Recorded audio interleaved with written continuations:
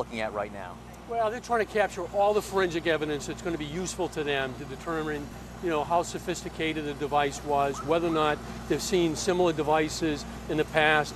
I mean, the FBI and the ATF have a wealth of expertise in this area. During the war in Iraq, they reviewed every single improvised explosive device where they've been able to collect the evidence in the war zone and ship it back. It's going to be very helpful in terms of the forensic analysis.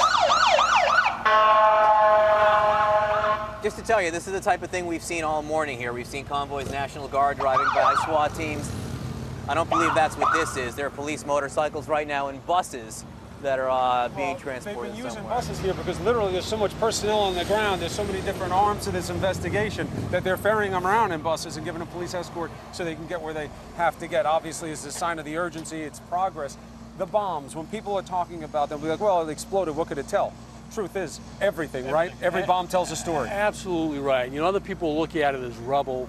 Those folks that go in there after it, the post-blast investigation, they look at it as evidence. You obviously have two that were detonated, two others that may have been secured, by the law enforcement, a controlled blast that actually preserves and protects some of the evidence even better. So all that information is going to be extremely useful and helpful. What does the number of devices tell you?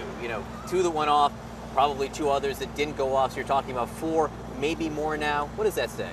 Well, it obviously tells potentially how long the person has been planning the event in terms of the number of bombs that they have.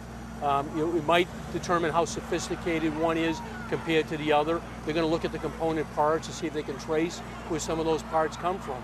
It was designed obviously to do the maximum amount of harm, just the way the first one got detonated and the second one just moments later, to force people away from one explosion potentially towards the next. And that's a design, by people that are, terrorists, whether it's a domestic terrorist or an international terrorist, and obviously too early to tell, and I'm sure the government is looking very closely.